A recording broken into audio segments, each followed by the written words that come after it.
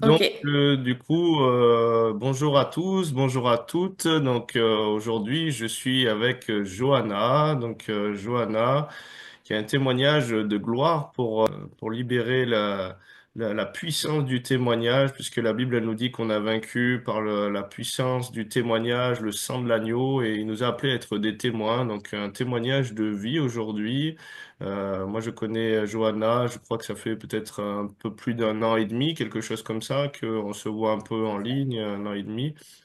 Et j'ai vu la progression, j'ai vu la gloire de Dieu la toucher. Et donc, je vais la laisser un petit peu se présenter et dire ce qui est arrivé durant tout ce processus. Voilà, donc Johanna, bienvenue. Qui es-tu et de quoi on va parler aujourd'hui? Bonjour. Moi je suis Johanna du coup. J'ai 27 ans et moi j'ai grandi en fait dans l'église. Je suis un peu dit. Mon père a été pasteur et j'ai fait mes premiers pas à l'église biblique, mais la vie a fait que je me suis éloignée de Dieu. Ça fait quelques années maintenant, enfin ça va faire presque 3 ans que j'ai repris vraiment une vraie relation avec lui. Et aujourd'hui, on va parler de ce qu'il a fait dans ma vie récemment concernant ma santé, qui est très compliquée de naissance, et du miracle qu'il a accompli pour moi. Amen, amen. Alors du coup, déjà, rien que là, dans ce que tu nous dis, tu t'es éloigné du Seigneur alors que tu es tombé un peu dans la marmite quand tu étais petite. Et le Seigneur est venu toucher ta vie, ton papa pasteur. Ça peut encourager aussi toutes les personnes qui ont des enfants, qui se sont peut-être éloignés de Dieu ou qui n'ont pas fait l'expérience qu'ils ont fait, qui étaient dans un milieu religieux. Et la promesse de Dieu, c'est toi et toute ta famille, vous serez sauvés. C'est un bel encouragement pour dire que Dieu est fidèle à sa parole et il vient toujours nous toucher là où on est. Donc déjà, rien que ça Complètement. porte un témoignage d'encouragement. Et donc, alors, qu'est-ce qui t'est arrivé un petit peu? Parce que moi, je t'ai vu un petit peu, voilà, dans plusieurs phases, sous plusieurs stades aussi, on peut dire. Oui. Je t'ai vu, voilà, chez toi et je t'ai vu aussi à l'hôpital. Donc, qu'est-ce qui s'est passé dans ta vie? Voilà, si tu veux nous dire un peu quand Dieu t'a touché, ce qui s'est passé après. Vraiment, ce vis-à-vis, ce retour à la relation avec Dieu, il remonte à près de 3 ans maintenant. J'étais dans une situation assez compliquée, autant psychologiquement que physiquement. On m'a diagnostiqué une maladie du sang à l'âge de 3 ans qui s'est manifestée en fait, en me volant ma vie jusqu'à il y a très peu. Euh, j'ai passé 26 années à enchaîner les hospitalisations, les séjours à l'hôpital, les périodes sous oxygène, les prises de sang à répétition. J'ai dû mettre fin à mes études prématurément à cause de ces hospitalisations qui prenaient énormément de place. Et c'est vrai que ça a fait que j'ai accumulé pendant longtemps une sorte de rancœur envers Dieu parce que je ne comprenais pas pourquoi j'étais dans cette situation, pourquoi cette situation n'avançait pas. Et donc, je lui ai tourné le dos, hein, c'est le cas de le dire, parce que je ne comprenais pas ce qui se passait et je n'acceptais pas l'image d'un Dieu qui ne me sortait pas de ma situation, sans savoir en fait que ce n'était pas lui qui causait ma situation. À ce moment de ma vie, j'étais vraiment perdue parce que je me disais que c'était de sa faute en fait. Donc déjà, mon retour à lui s'est passé de façon très spectaculaire. J'ai une amie d'enfance de ma mère qui devait venir me voir avec une tante un peu éloignée chez moi. C'était en 2023. Je venais juste de sortir d'une hospitalisation et en fait, Dieu a permis que cette tante ne puisse pas venir et à la place, c'est une sœur de l'église de cette amie de ma mère qui est venue me visiter et qui a eu donc une parole de connaissance à mon sujet et qui s'est adressée à moi et qui m'a dit euh, ces mots, je pourrais jamais les oublier. Elle m'a dit en fait, Dieu n'est pas satisfait de ta situation Et ce n'est pas lui qui t'a plongé dans cette situation. Mais tu dois prendre la décision que tu ne veux pas vivre et rester coincé dedans. Et suite à ça, j'ai eu mes premières manifestations, ma toute première délivrance en fait. J'ai passé le week-end à pleurer et à vomir. Et le lundi, j'ai rappelé cette sœur et je lui ai dit, écoute, j'ai l'impression qu'il s'est passé quelque chose. Alors, il faut savoir qu'à ce moment-là, j'étais en fauteuil roulant suite à une paralysie de 4 mois où je n'avais pas réussi à remarcher. Et je l'ai appelée, je lui ai dit, il faut que tu repasses. Elle est revenue chez moi, elle m'a fait du ménage. Donc, 2 jours après, j'ai demandé à cette nouvelle amie de repasser chez moi suite à ces délivrances que je ne comprenais pas parce que je connaissais pas du tout cet aspect du monde spirituel en fait.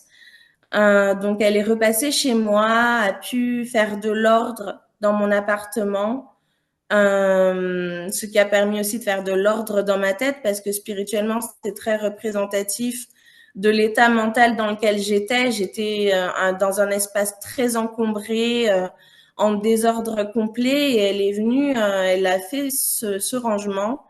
Et puis, elle m'a proposé de rentrer en contact, du coup, avec un frère qu'elle connaissait, qui m'a appelé. Et c'est là que j'ai vécu le premier grand miracle que Dieu a effectué pour moi. Ça faisait 4 mois que j'étais en fauteuil roulant suite à une paralysie de 3 mois. Je ne remarchais pas parce que je n'avais pas eu l'occasion d'aller en rééducation à ce moment-là. Et donc, on est au téléphone et ce frère s'adresse à moi et lui me dit va courir. Donc déjà, moi, la première chose que j'ai ressentie, c'est de l'agacement. Je me suis dit, mais en fait, il se rend pas compte là de ce qu'il me demande. Enfin, voilà, je ne marche pas en fait. Et dans ma tête, c'était, mais en fait, enfin, quoi? Et il me le répète plusieurs fois, va courir, va courir. Alors la sœur me pousse en fauteuil roulant dans le hall de mon immeuble. Et je me suis dit, je vais me lever, je vais tomber, et puis il va comprendre ce que je voulais dire. Et je me suis levée et j'ai couru. Et j'ai couru dans le hall de mon immeuble. J'ai fait plusieurs allers-retours et je ne suis pas retournée en fauteuil roulant pendant des années après ça. C'était la première grande manifestation de la gloire de Dieu dans ma vie parce que je ne m'attendais pas du tout à ce qu'il ne se manifeste de la sorte. Et puis, comme je l'ai dit, moi, j'y croyais pas en fait. Je me suis dit, voilà, je vais me ramasser et puis fin de l'histoire. Et en fait, il m'a montré malgré mon incrédulité, qu'il était puissant et qu'il était là. Et ça, je pense que ça peut vraiment être un encouragement parce que des fois, on ne croit pas à la gloire de Dieu, à sa puissance, et on se dit que notre foi nous bloque, mais il est écrit que la foi de la taille d'une graine de moutarde peut déplacer des montagnes. Et vraiment, peu importe quel est le niveau de notre foi, si elle est présente, il peut agir. Donc voilà, ça c'était vraiment la première fois qui s'est manifestée dans ma vie. Et c'est suite à ce miracle que j'ai pris la décision de revenir à lui et de le laisser prendre le contrôle de ma vie. Amen, amen. Bon, ben, c'est glorieux et voilà, le Seigneur, il nous appelle à marcher par la foi et non pas par notre vue humaine. Et des fois, il va nous demander de faire quelque chose qui semble fou pour notre humanité, hein. Quand il appelle Pierre à marcher sur l'eau, bon, ben, ça s'explique pas par une logique humaine. Et la Bible, elle nous dit que la folie de Dieu est plus sage que notre sagesse humaine. Donc, des fois, voilà, il y a quelque chose où il te dit, lève-toi et marche et fais quelque chose que tu ne pouvais pas faire. Rentre par la porte de la grâce et saisis par la foi les choses.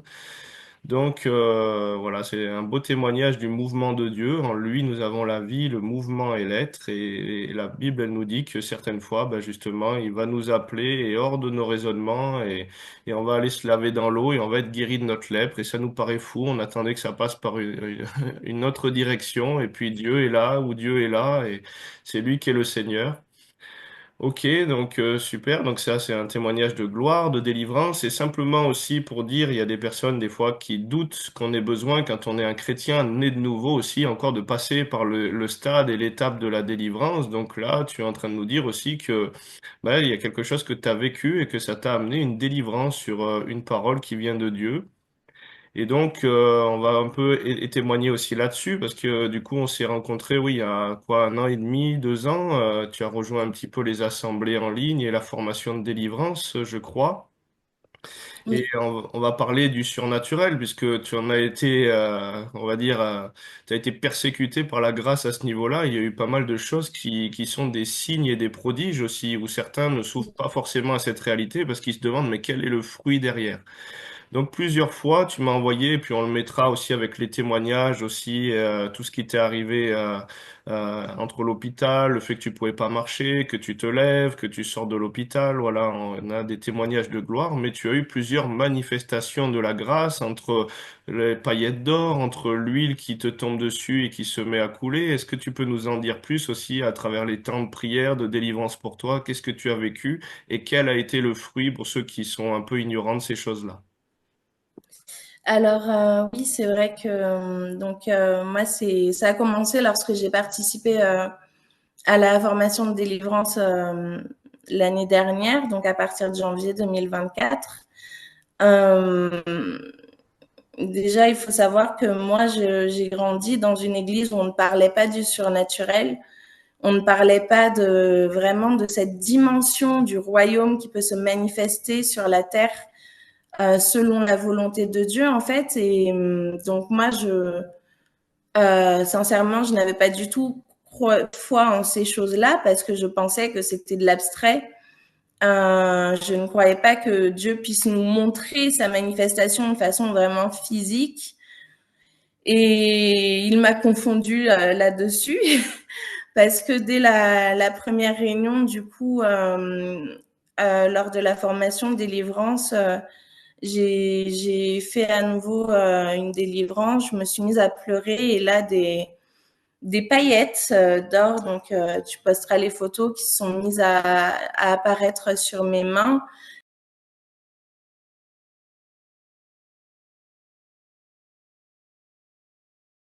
J'étais à l'hôpital à ce moment-là, d'ailleurs, j'étais sous oxygène. C'était une situation assez compliquée également. Et en fait, j'ai vu la gloire de Dieu vraiment se manifester. D'abord par les paillettes, ensuite il y a eu de l'huile qui s'est mise à couler sur mes doigts.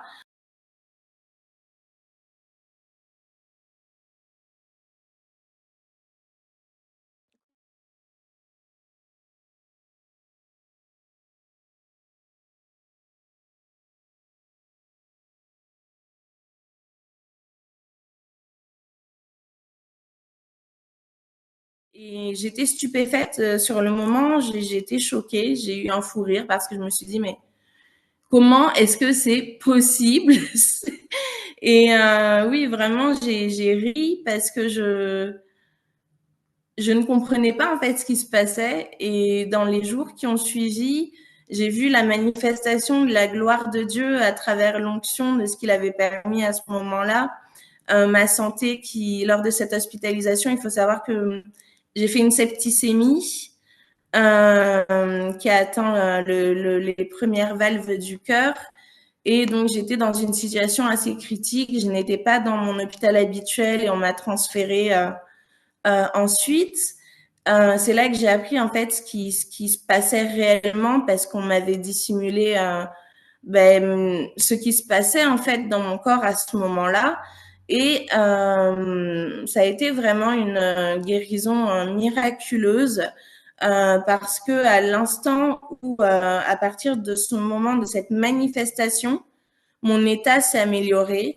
Mon taux d'hémoglobine, donc pour ceux qui ne savent pas ce que c'est tout simplement le taux du pourcentage de cellules qui transportent l'oxygène dans notre sang, donc qui a augmenté considérablement sans aucune intervention humaine, ce qui m'a permis à ce moment-là de sortir de l'hôpital.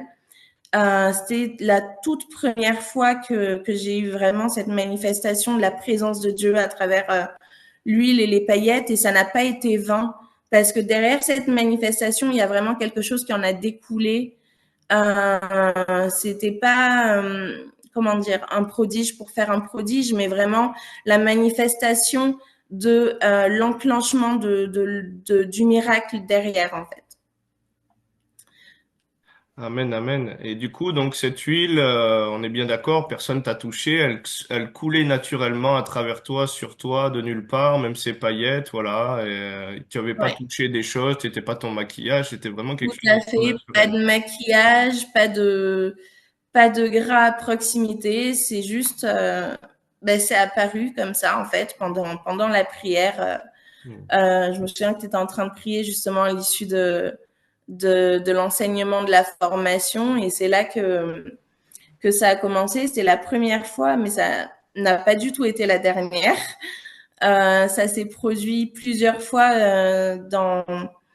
au long de cette croissance spirituelle jusqu'à récemment, et surtout dans les moments de découragement d'ailleurs, où Dieu me montrait que il était bien présent en fait et qu'il n'y avait pas de doute à avoir. C'est vrai que comme ça, on peut peut-être douter d'entendre ça et se dire mais comment est-ce que c'est possible? Mais la réponse, c'est tout simplement parce qu'il est et qu'il peut tout. Et la gloire de Dieu se manifeste de la façon dont il désire, indépendamment de notre rationalité humaine. Comme tu disais tout à l'heure, la folie de Dieu est mieux que la sagesse des hommes. Et c'est vrai que parfois on ne s'attend pas à ce qui va se passer, mais il se manifeste avec puissance, quelle que soit la façon dont il le fait. Euh, Lorsqu'il nous donne cette onction, lorsqu'il y a vraiment cette grâce de pouvoir sentir sa présence, il le fait savoir.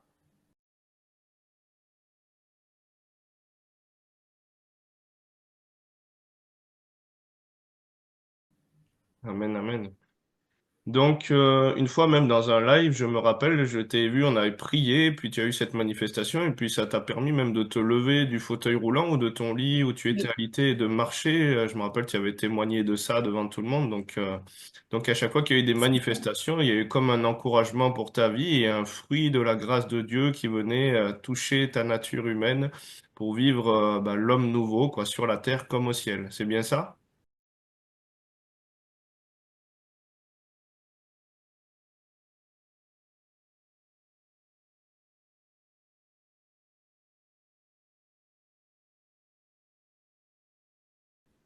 exactement. C'est-à-dire que ça s'est pas arrêté à une manifestation, c'était vraiment la, le témoignage en fait d'une grâce, d'un fruit qui allait en découler. Et effectivement, à chaque fois que ça s'est produit, derrière, il y a eu un encouragement, il y a eu un miracle, comme cette fois, je crois que c'était en avril 2024, où j'étais à nouveau hospitalisée et que par la fois, je me suis levée en fait et j'ai marché.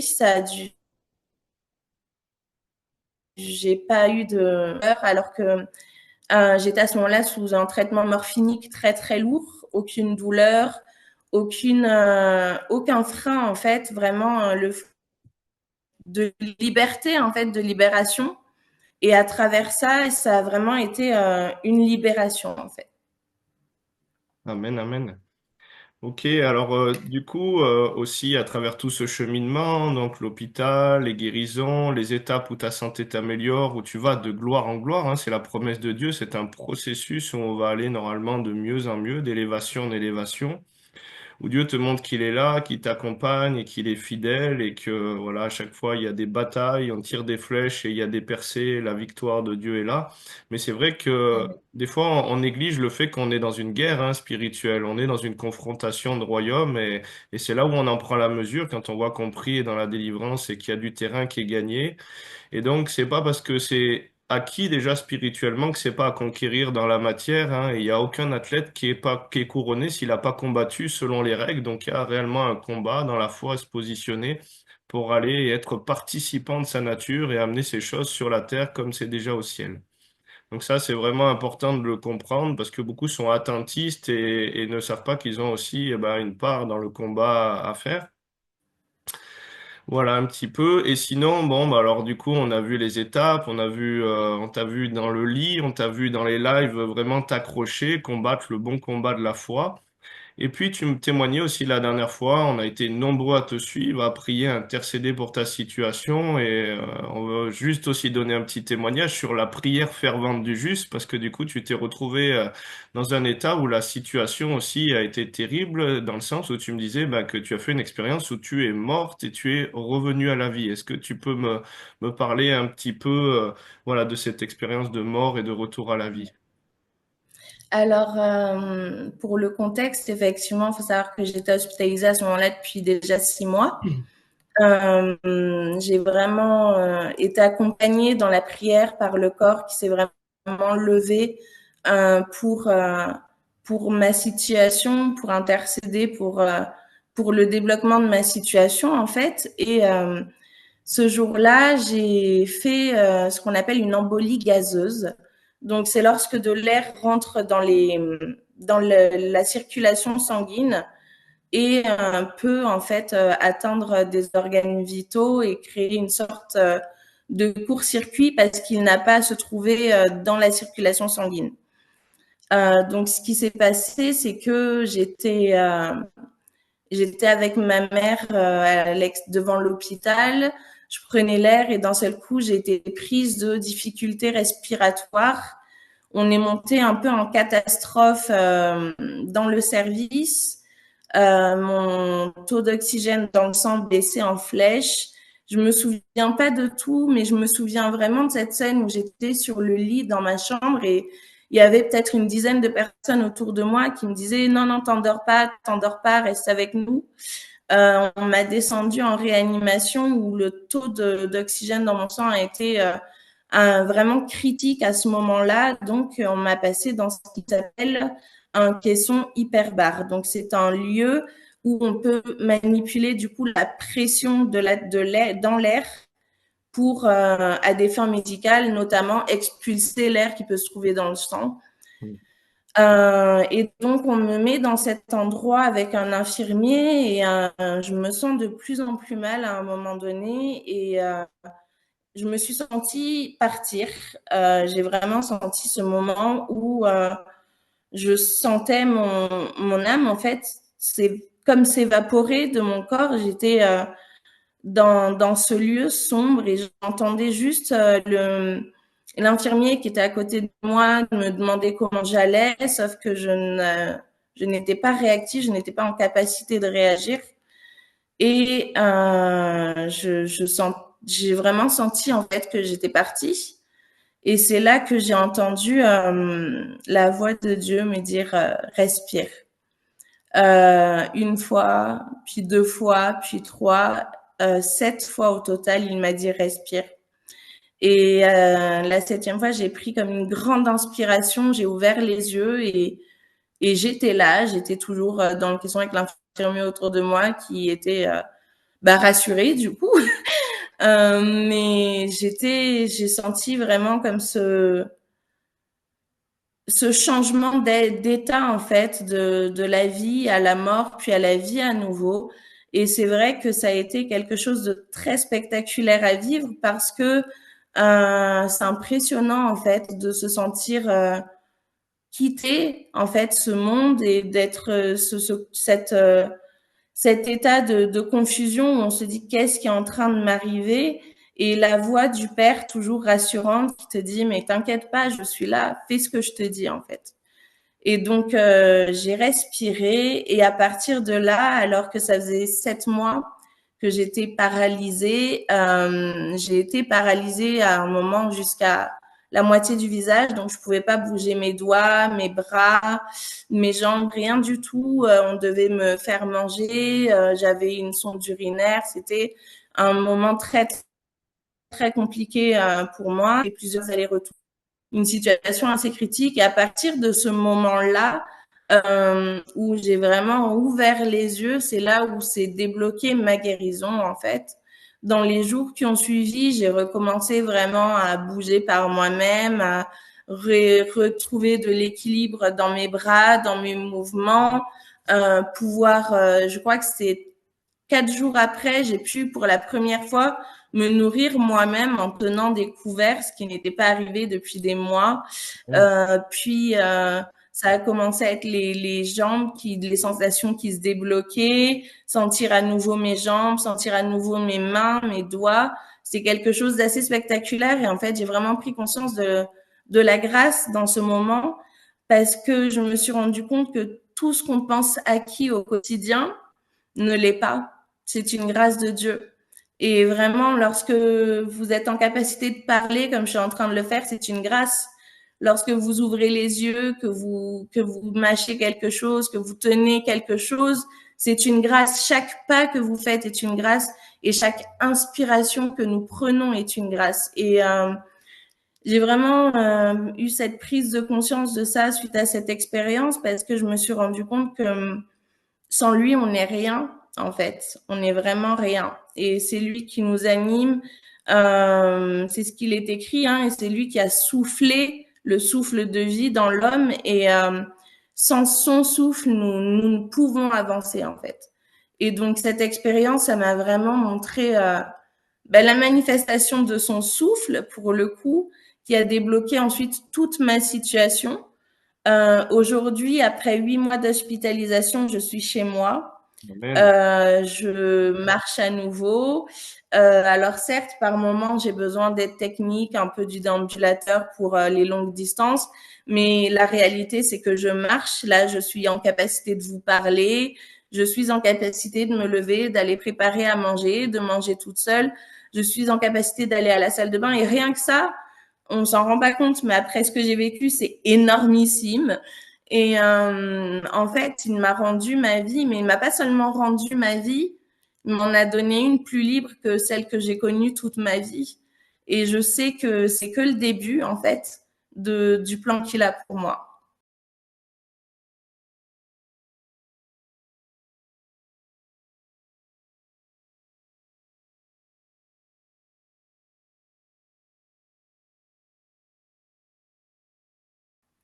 Amen, amen.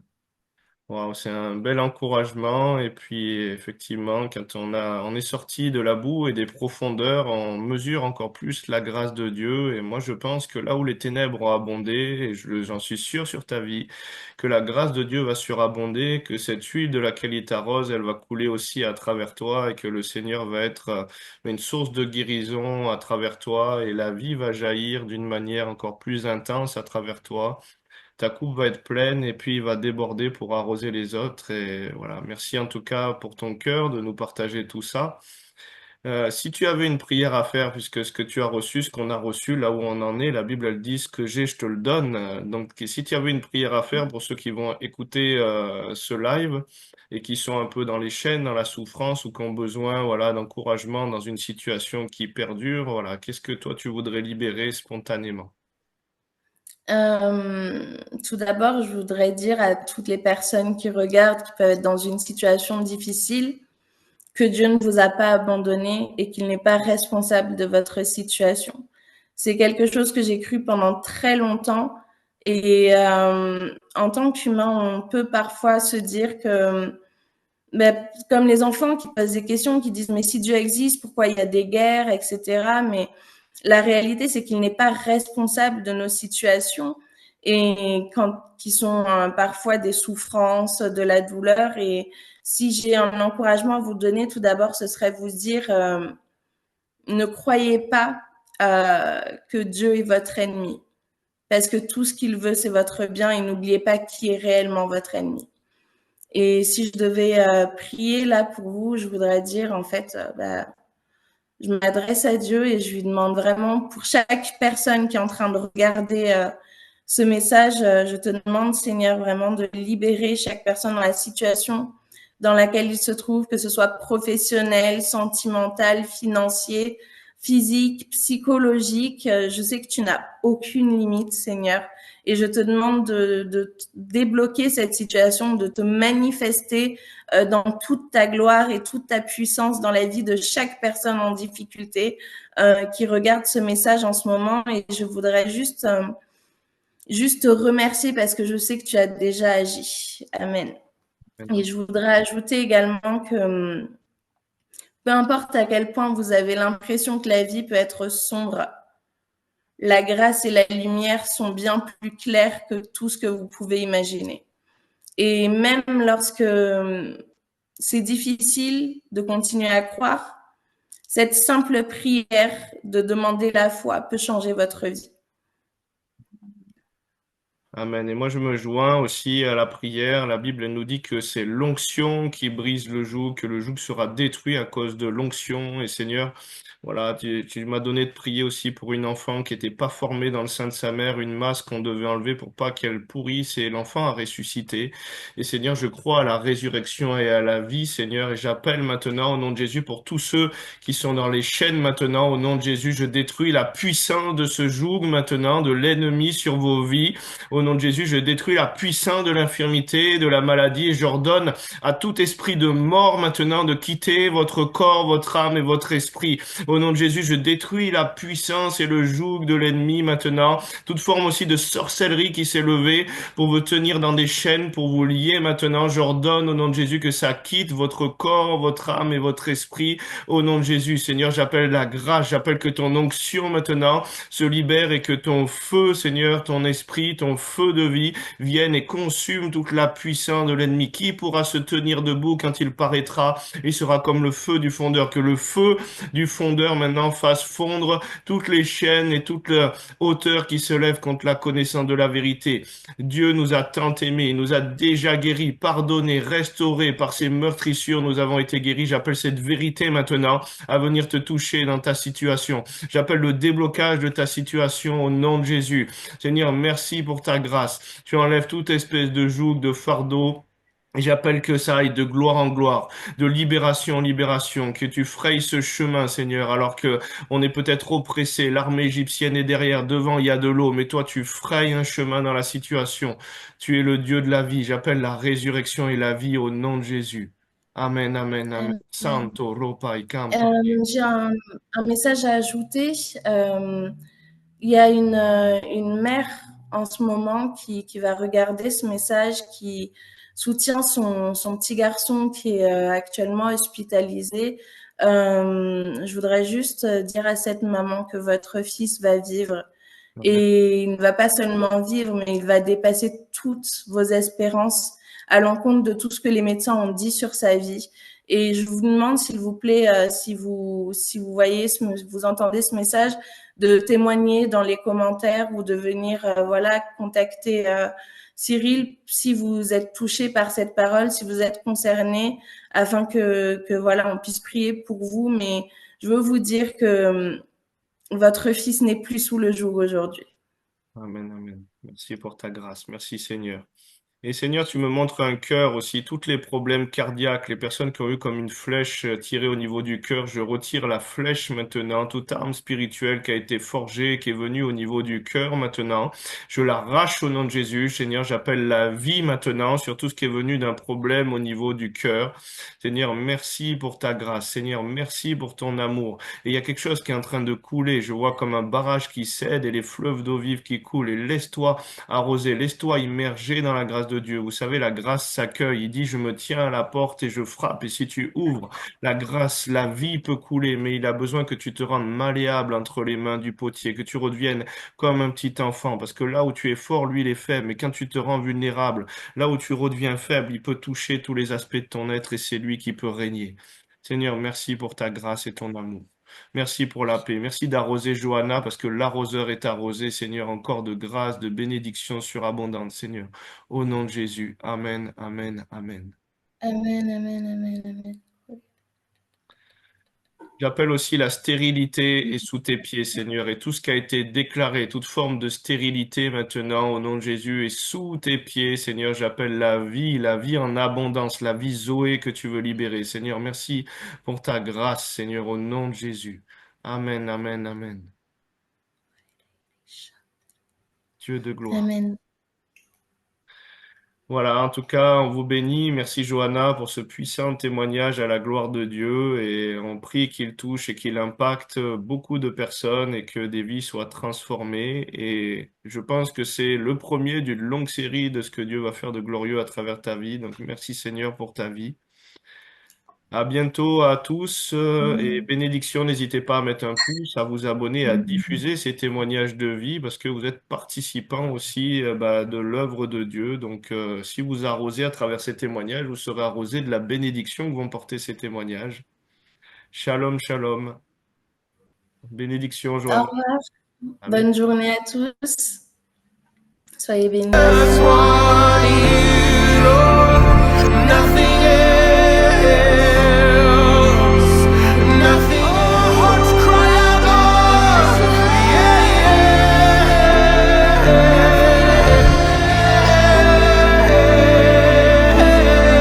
yeah. My heart Reçois la vie éternelle. Ce soir est devant témoin. Je veux t'accepter comme Seigneur et Sauveur. Et aujourd'hui, je voudrais inviter tous celles et ceux qui voudraient donner leur vie à Jésus à faire une rencontre personnelle à venir devant. Alors simplement, si tu veux recevoir Jésus dans ta vie, j'invite à lever la main. Il y a des aveugles qui voient la guérison des problèmes de vue au nom de Jésus. Tu reçois une puissance, reçois la puissance de Dieu. Reçois la puissance de Dieu. Reçois la puissance de Dieu. Dieu vous guérit. On a vu des personnes qui avaient des muscles coupés, des membres qui manquaient, des personnes opérées avec des hernies. Et Dieu a guéri. Il ne veut pas seulement te guérir ici, mais ceux qui croient en lui, ils ont la vie éternelle. Jésus, Seigneur, je ne te connaissais pas.